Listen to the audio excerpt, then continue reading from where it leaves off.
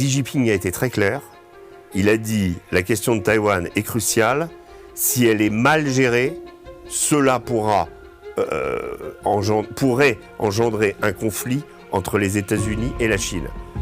Voilà, on ne peut pas être plus clair.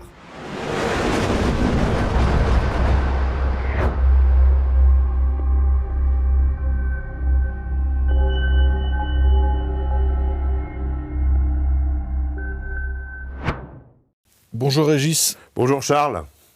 Alors Régis, Donald Trump vient de quitter la Chine. Quel bilan peut-on tirer de sa visite ?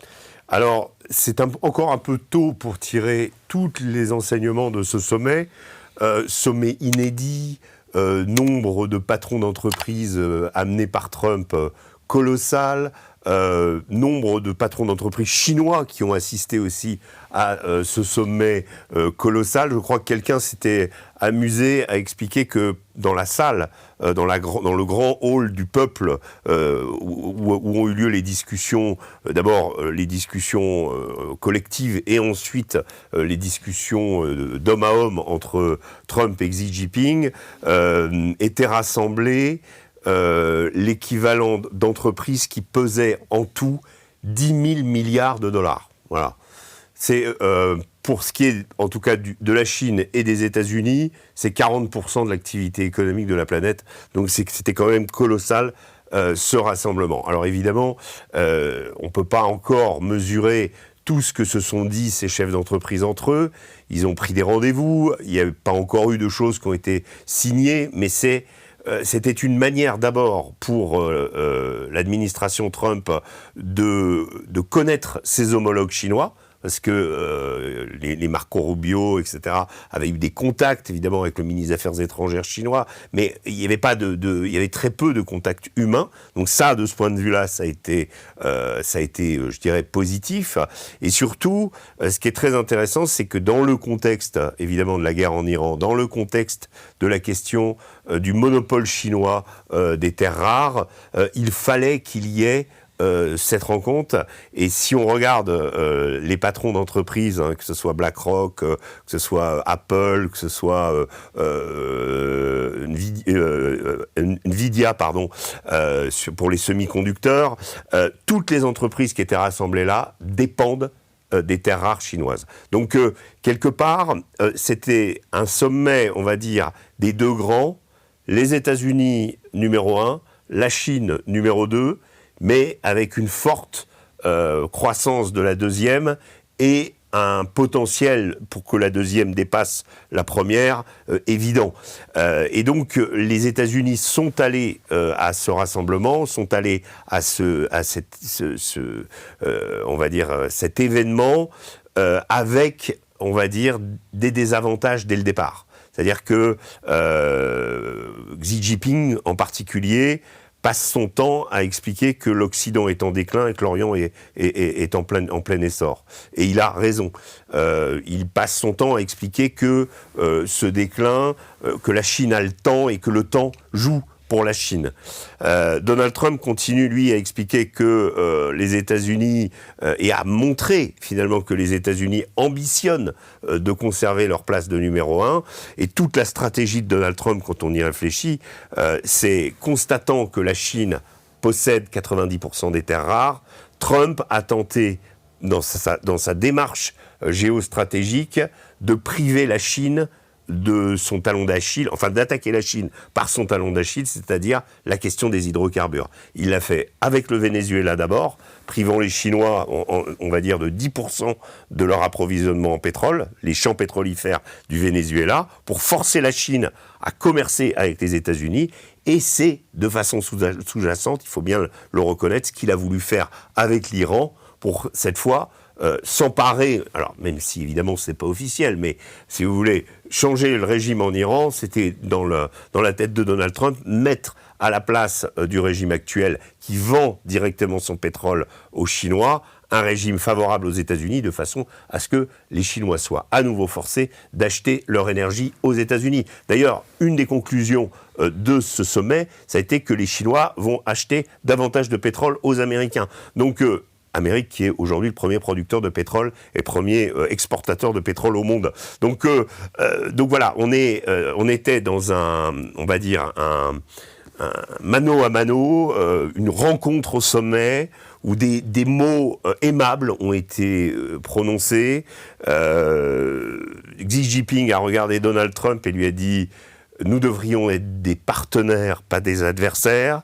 Et Donald Trump, juste avant, venait de qualifier Xi Jinping de grand leader, ce qui est, bon, on sait que Donald Trump aime bien l'emphase, mais en tout cas, le ton avait radicalement changé par rapport à, souvenez-vous, 2017, il y a 9 ans, Donald Trump visite la Chine alors qu'il est président, et qu'est-ce qu'il fait en arrivant ? Il déclenche une guerre commerciale avec la Chine pour finalement mettre un terme aux pratiques commerciales déloyales qui étaient effectives à l'époque de la Chine. Et Donald Trump a été le premier leader, il faut quand même lui reconnaître ça, à s'opposer justement aux pratiques que la Chine avait instaurées, notamment avec l'Europe, qui étaient totalement à la défaveur de l'Europe et de l'Occident en général, des pratiques de dumping, des barrières tarifaires qui étaient dans un sens mais pas dans l'autre. Bref, Donald Trump a mis un terme un petit peu à cette toute-puissance de la Chine en commerce et a rétabli l'équilibre. Ce qui s'est passé, il faut quand même voir aussi ça, c'est que depuis que Donald Trump a été élu, il y a un peu plus d'un an, l'an dernier, souvenez-vous, pour justement forcer la Chine, on va dire soumettre la Chine d'une certaine façon, Donald Trump a voulu appliquer à nouveau déclencher à nouveau une guerre commerciale avec des pratiques tarifaires qui sont montées jusqu'à 140%. Il est redescendu à 30%. Pourquoi ? Parce que Xi Jinping a dit « Ok, embargo sur les terres rares, sur les composants utiles pour l'industrie high-tech et militaire ». Tout de suite, Donald Trump a fait machine arrière. Il a compris qu'il n'y arriverait pas. Et il a compris surtout aussi une chose, et ce qui est très important aujourd'hui, c'est que les économies chinoises et américaines sont tellement imbriquées l'une dans l'autre que prendre des mesures de rétorsion d'un côté, fatalement, vous pénalise, en fait.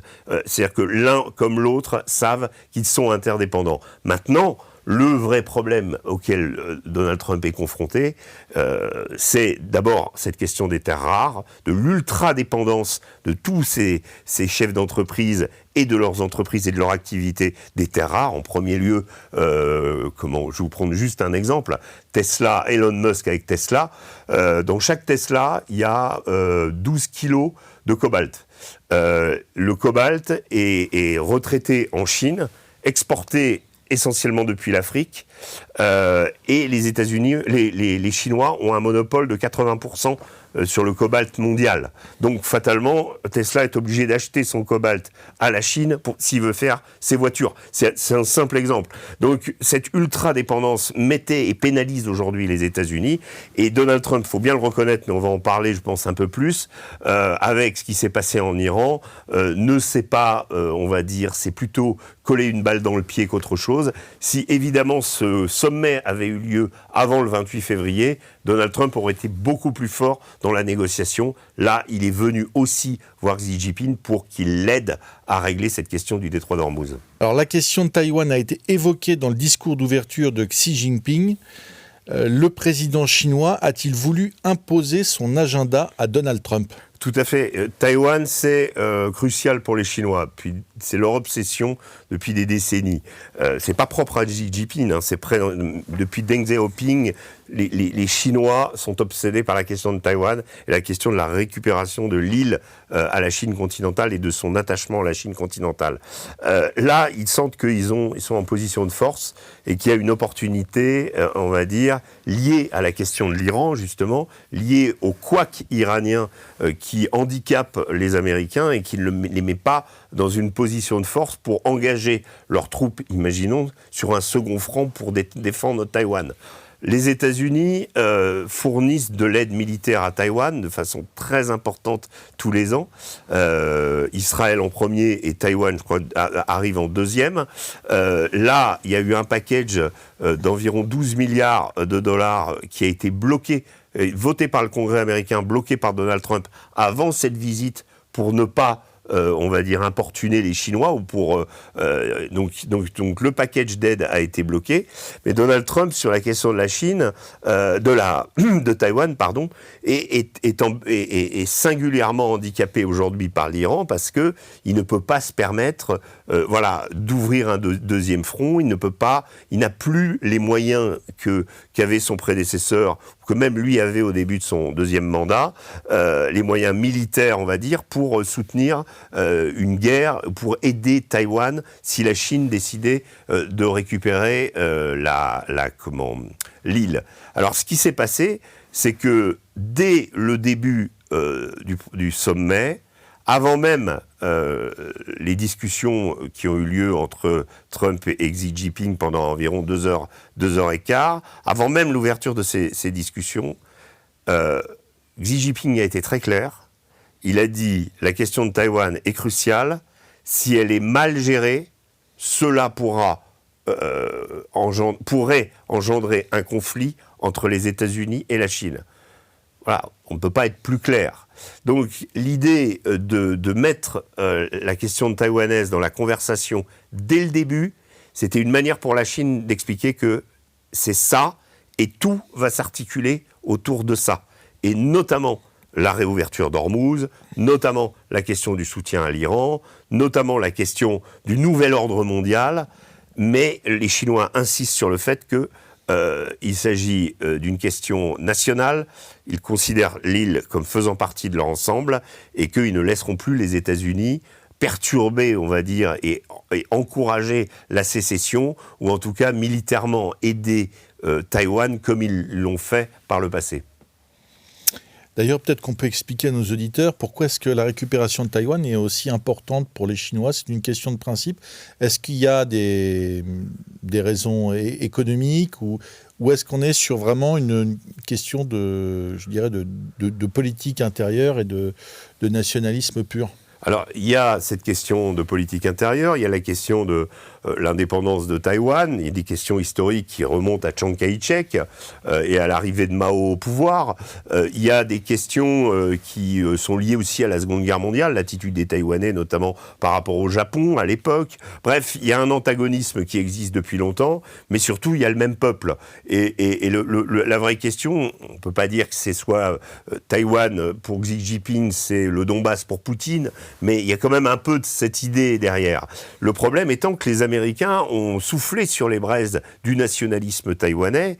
Il faut savoir qu'à Taïwan, il y a un parti, évidemment, il y a plusieurs partis nationalistes, mais aussi les partis pro-chinois qui ont une représentation et qui se présentent aux élections. Donc les choses sont quand même compliquées. Ça rappelle un peu l'équation ukrainienne avec les pro-Ukraine, les pro-Europe et les pro-Moscou. Donc là, le vrai problème, il est que les États-Unis sont arrivés. Je ne dirais pas qu'ils ont fait un Maidan taïwanais, mais en tout cas, ils ont décidé de voler au secours de Taïwan, d'armer l'île de façon significative et d'en faire un porte-avions avancé dans leur vision géostratégique, tout simplement, et de manière à disputer à la Chine et à venir, chercher Pékin très proche de ses côtes, en sachant que les Américains sont très inquiets, pas seulement par la puissance économique et financière de la Chine, qui possède d'ailleurs une partie de la dette américaine, il ne faut pas l'oublier, tout ça est très important, mais en plus, notamment de l'extension spectaculaire dans les 10 dernières années de la marine chinoise. Ça fait partie des points qui inquiètent énormément les États-Unis et qui font que aujourd'hui, même si la guerre a lieu au Moyen-Orient, que ce soit au Liban ou en Iran, la tectonique des plaques a bougé, et pour les États-Unis, l'affrontement se trouve dans la zone Indo-Pacifique. On l'avait vu déjà à l'époque de Biden avec ce fameux contrat de sous-marin AUKUS, desquels les Français ont été écartés sans ménagement pour fournir aux Australiens des sous-marins américains, dans le but évidemment de muscler militairement cette zone face à la Chine. C'est toujours cette obsession chinoise. Donc évidemment, la question de Taïwan dans cette histoire, elle revient de façon permanente parce que les États-Unis budgètent tous les ans dans leur budget militaire une aide à Taïwan. Et ça, les Chinois aimeraient que ça cesse. Quelle a été la réaction de Donald Trump face à cette déclaration assez claire du président chinois ? Donald Trump a expliqué sur Fox News hier à Sean Hannity que le président chinois lui avait confié qu'il était favorable évidemment à la réouverture du détroit d'Ormuz, qu'il était prêt à aider Trump, qu'il refusait d'aider militairement davantage l'Iran, qu'il était comme Trump favorable à ce que l'Iran n'obtienne jamais la bombe atomique. Bref, on avait l'impression que Xi Jinping avait dit OK à tous les deux. Voilà. Ça, c'est Trump qui le dit, parce qu'il n'y a pas eu de déclaration sur l'Iran, on va dire, formelle, officielle, de la part de la Chine, qui laisse finalement le doute s'installer. Mais Trump pense et explique que Xi Jinping lui a été favorable. Voilà. Et ce qui est très intéressant, c'est qu'au moment où Trump quitte le grand palais du peuple, où il vient d'avoir sa discussion de 2h15 avec Xi Jinping. Ils marchent tous les deux vers le temple du paradis, très important dans la cité chinoise, le temple du paradis, et par cinq fois, les journalistes américains lui posent la question sur Taïwan, et Trump ne répond pas. Une seule fois, il répond « La Chine est magnifique ». Voilà. Et donc y a pas... Donc, on sent bien que dans cette histoire, il y a presque une idée de troc entre, d'un côté, la Chine, genre, on fait ce qu'on veut avec Taïwan et on vous aide sur Hormuz. Voilà, je ne dis pas que c'est ça qui s'est passé, mais on sent que dans l'équation, c'est possible qu'il y ait... et de toute façon, Trump est demandeur dans cette histoire. Donc il ne peut pas jouer, on va dire, les jusqu'au-boutistes aux côtés des nationalistes taïwanais. Est-ce qu'on peut dire que Trump a besoin de l'aide des Chinois pour sortir de l'impasse iranienne, réouvrir le détroit d'Ormuz et aussi assurer, faire en sorte que les Iraniens deviennent, de son point de vue, raisonnables sur la bombe atomique ? Je pense que c'est le seul pays qui a une quelconque influence sur l'Iran. La Russie et l'Europe font de la figuration dans cette histoire. Même si la Russie a pu aider l'Iran du point de vue du renseignement, il y a évidemment cet échange des drones Shahid et d'autres composants militaires qui ont bien servi les Russes en Ukraine, qui maintenant ont démontré qu'ils étaient toujours redoutables, utilisés par les Iraniens eux-mêmes, qui les ont créés. Donc la Russie a des accords militaires, des accords économiques aussi avec l'Iran, mais elle n'a pas, on va dire, ce poids qu'a la Chine, puisque la Chine importe la quasi-totalité on va dire 80%, peut-être même plus, du pétrole iranien, qui est la denrée qui permet à l'économie iranienne de tenir.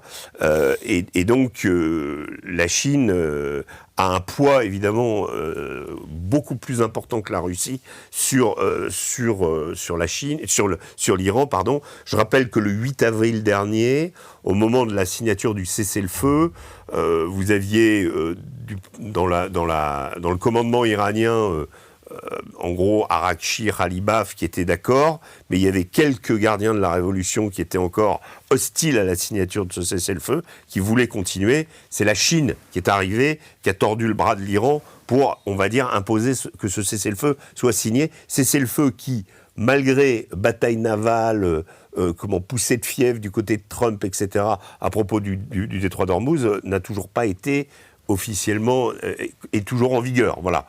Même s'il est malmené, il est toujours en vigueur depuis le 8 avril. D'ailleurs, on est rentré dans une période où la période du cessez-le-feu est plus longue que la période des 40 jours de guerre qu'ont connu l'Iran, les États-Unis et Israël juste avant. Donc ça, c'est les Chinois qui l'ont imposé. Et donc, il est clair qu'aujourd'hui, s'il doit y avoir réouverture du détroit d'Ormuz, il faut absolument l'aide des Chinois. Et d'ailleurs, on le voit bien, les Américains imposent un blocus, mais à ma connaissance, il y a peu de pétroliers chinois qui ont été interceptés par la marine américaine. Beaucoup sont passés à travers. Beaucoup ont fermé leurs transpondeurs, mais peut-être aussi que l'armée américaine a la consigne de ne pas envenimer les choses.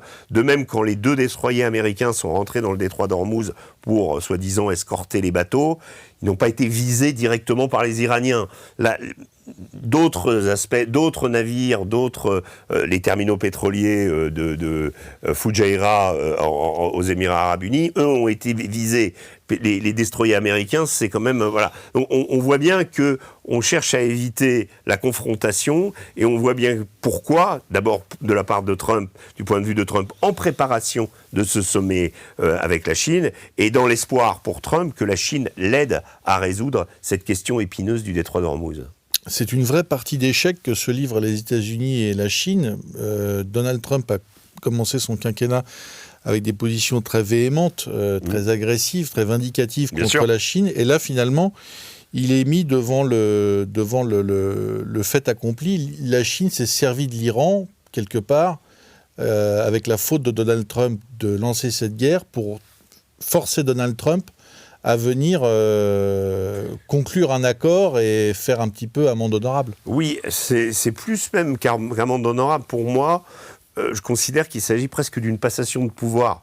C'est-à-dire qu'on était dans ce que les historiens appellent, ou les observateurs appellent le piège de Thucydide. Pourquoi le piège de Thucydide ? Parce qu'au moment de la guerre, Thucydide étant l'historien grec de la guerre du Péloponnèse, où la montée en puissance d'Athènes, simplement, et la rivalité engendrée par cette montée en puissance, a déclenché la guerre contre Sparte. C'est-à-dire que Sparte était la puissance militaire attitrée, la montée en puissance d'Athènes, à elle seule, a suffi à déclencher la guerre entre une puissance, on va dire, première puissance militaire qui était Sparte en déclin et Athènes en pleine ascension. On avait ce piège entre les États-Unis et la Chine, et vous l'avez dit, et ce que je démontrais tout à l'heure avec le pétrole, c'est la façon dont Trump a essayé sur la big picture, pas simplement sur la question de l'Iran, du nucléaire, etc., qui sont des questions subalternes par rapport à ça, mais d'affronter la Chine pour dire non, nous voulons rester la première puissance.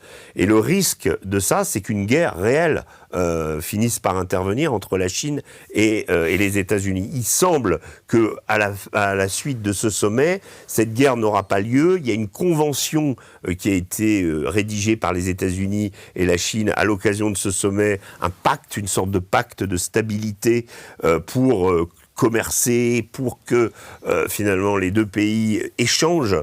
Et on est passé, je pense, du discours inflammatoire et de l'affrontement économique, stratégique, militaire, etc., qui aurait pu intervenir, à, je vais dire, une sorte de modus vivendi qui a été trouvé au moment de ce sommet. Et je pense que Donald Trump accepte de facto que la Chine, on va dire, endosse le leadership mondial aujourd'hui.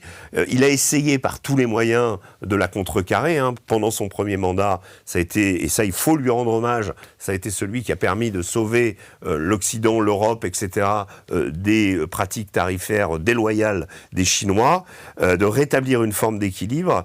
Maintenant, il sait que la Chine, au niveau de l'augmentation de sa croissance, même si elle a des difficultés, mais regardez sur la question du pétrole, tout simplement, le blocage du détroit d'Ormuz handicape tous les pays asiatiques, il handicape une partie des pays européens et il handicape les États-Unis parce qu'il fait grimper les prix du pétrole. Et qu'aujourd'hui, vous avez un gallon aux États-Unis qui a dépassé les 4,50 $. En général, quand arrivent des élections de mid-term, si les Américains voient que le gallon est au-dessus de 4 $, ils deviennent hystériques et ils votent contre. Donc là, Donald Trump est très très mal embarqué pour les mid-terms à cause de ce problème, mais les Chinois n'ont pas ce problème. Ils ont d'abord des réseaux d'approvisionnement qu'ils ont établis depuis le début de la guerre en Ukraine avec les Russes. Il y a les pipelines qui ont été construits, donc ils ont accès aux champs pétrolifères russes. Peut-être pas de façon optimale, tout ça est encore en gestation, mais c'est une manière pour eux de s'approvisionner. Et puis surtout, il ne faut pas l'oublier, pendant le conflit, avant le conflit et pendant le conflit, les Chinois ont stocké énormément de pétrole, ce qui fait que, d'ailleurs, avant le blocus décidé par Donald Trump, à la deuxième moitié du mois d'avril, les Chinois ont pu sortir du pétrole d'Iran des quantités bien plus importantes qu'ils n'importaient avant le début du conflit. On a eu tort d'imaginer que le conflit avait arrêté l'exportation de pétrole. Donald Trump, d'ailleurs, n'a pas détruit les infrastructures pétrolières iraniennes. C'est bien gardé de le faire, il faut le signaler, pour que le pétrole continue à sortir, parce qu'il faut alimenter le monde en pétrole. Et aujourd'hui, les Chinois donc, ont environ 6 mois de stock, alors que l'Occident, lui, est déjà en train de puiser dans ses stocks. Donc les Chinois ont un avantage aussi sur le pétrole, ils ont un avantage sur les terres rares, ils ont un avantage aussi sur cette question de l'Iran et cette guerre désastreuse que Donald Trump a déclenchée. Et de ce point de vue-là, eh bien, voilà, ils ressortent, on va dire, avec des perspectives de remporter le leadership. Et d'une certaine façon, Donald Trump n'a pas d'autre choix que de l'accepter. Merci Régis. Merci Charles.